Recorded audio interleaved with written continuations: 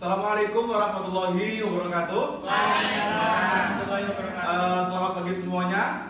Semoga kita tetap diberikan kesehatan sehat walafiat. Di sini kami dari kelompok 2 akan mempresentasikan hasil kerja daripada kelompok kami dengan judul yaitu permasalahan pertanian yang ada di Indonesia. Oke, lanjut. Nah, sebelumnya ini adalah nama dari anggota kelompok 2 yaitu ada saya Muhammad Andi Lukman Hakim dengan NIM 2103 111 00096. Saya Ismitra Oktavianingsih dengan NIM akhir 075. Saya Ivan Yadinur Sari dengan NIM akhir 084. Saya Muhammad Rizal Fansubili dengan NIM akhir 088. Oke, langsung lanjut ke. Nah, sebelumnya kita harus mengetahui terlebih dahulu apa itu peranan pertanian di Indonesia. Yaitu yang pertama, pertanian di Indonesia itu sebagai penyedia bahan pangan. Jadi, sumber pangan di Indonesia itu kebanyakan atau paling utama berasal dari hasil-hasil pertanian yang terutama dari padi dan dari jagung. Selama pertanian di Indonesia itu masih baik, pasti ketahanan pangan di Indonesia itu juga akan lebih baik lagi.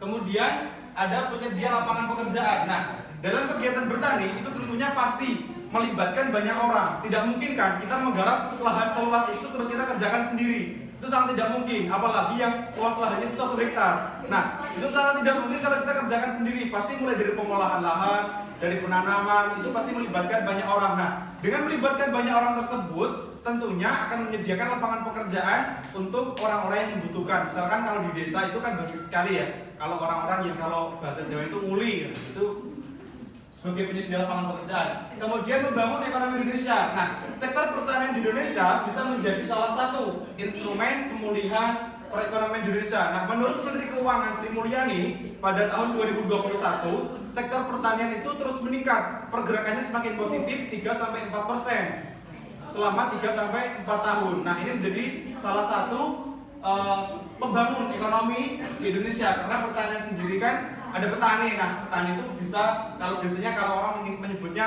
penyangga tatanan negeri. Nah, oke. Selanjutnya adalah sumber pendapatan. Nah, sebagian besar pendapatan, apalagi pendapatannya orang-orang di desa itu bersumber dari pertanian. Hasil-hasil pertanian itu kemudian dijual untuk produksi lagi. Nah, jadi ini masih ada hubungannya dengan penyedia lapangan pekerjaan. Jadi dengan adanya kita memiliki lahan yang luas, otomatis kita sudah menyediakan dua ini sebagai penyedia lapangan pekerjaan dan sebagai sumber pendapatan. Oke, selanjutnya akan dilanjutkan oleh teman saya. Baik, selanjutnya di sini ada beberapa permasalahan di bidang pertanian. Yang pertama, berkurangnya usia produktif. Usia produktif di Indonesia berkurang, mereka lebih tertarik bekerja di bidang non pertanian. Ini disebabkan oleh kurangnya dukungan dari pemerintah sendiri. Jadi masyarakat lebih tertarik di bidang non pertanian daripada bidang pertanian. Untuk selanjutnya itu ketergantungan impor. Impor dilakukan sebagian besar untuk konsumsi, bukan untuk proses produksi. Jadi di sini impor itu masih tinggi, terutama pada tanaman pangan sendiri. Yang terakhir itu petani masih miskin. Impor dilakukan sebagian besar untuk konsumsi, bukan untuk proses produksi. Jadi untuk petani masih dikatakan miskin itu karena di Indonesia sendiri itu masih mayoritas impor, terutama itu pada tanaman pangan.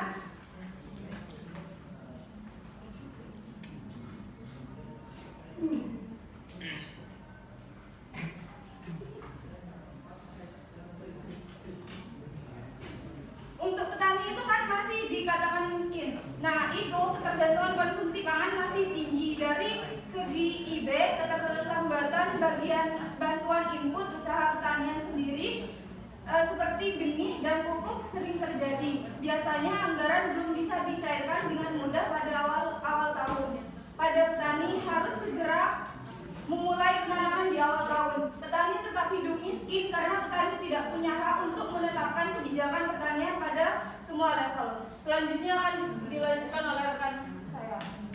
Langkah tindak lanjut. Yang pertama yaitu infrastruktur, membangun serta menjamin irigasi, jalan dan jembatan, serta angkutan gratis atau murah untuk distribusi produksi pertanian, dan mengembangkan fasilitas pembuangan limbah ternak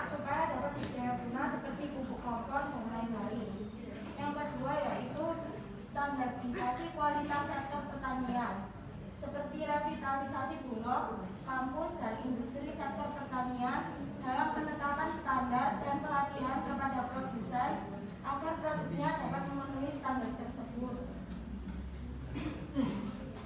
Intensif terhadap penelitian yang memberi dampak bagi pertanian Indonesia dan pelatihan-pelatihan sosialisasi penyuluhan yang efektif untuk pertanian. Dan terakhir yaitu subsidi input pertanian, seperti memberikan subsidi pupuk, alat pertanian, bibit, dan memberikan pengawasan terhadap mekanisme pemberian subsidi-subsidi tersebut. Dan intensif untuk swasta atau industri-industri yang mampu terlibat, misalnya industri pupuk, benih, sehingga tercipta harga pupuk yang lebih masuk akal. Selanjutnya akan dilanjutkan Marifena. Baik, kesimpulan pada materi kali ini yaitu Indonesia sebagai negara maritim dan agraris memiliki kelimpahan sumber daya alam yang seharusnya dapat mewujudkan kedaulatan pangan. Indonesia masih bergantung pada impor. Petani masih miskin dan banyak usia produktif yang meninggalkan pertanian.